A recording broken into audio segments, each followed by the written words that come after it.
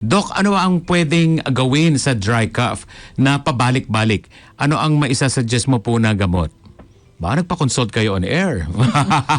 Yung dry cough, isa po yan sa mga common po na may natatanggap na complaints. Yes. So marami pong dahilan kasi ng dry cough. So nandun po yung rhinitis, nandun po yung mga sinusitis, o kaya yung mga pharyngitis, pwede rin po yun. Mm-hmm. Or kagaya po yung nasabi ni Sir Bragi, yung mga acid reflux, pwede rin po yung makadulot ng dry cough. So mas maganda po magpunta po kayo sa doktor para masuri kayo. Ayun.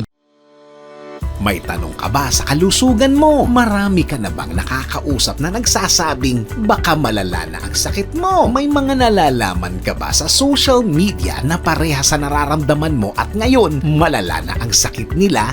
Naku, ang dami nang namamatay sa maling akala. Eksperto dapat ang pinakikinggan mo. Tutukan ang DWIZ Manila at lahat ng DWIZ sa buong Pilipinas kasama ang social media ng DWIZ at manood syempre sa Aliw 23 Free TV. Manood, makinig at i-follow ang DOH Department of Health.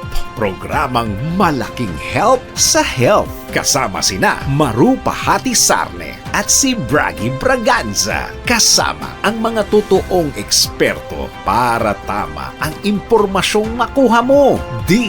DWIZ DOH Department of Health. Monday to Friday, 1 p.m.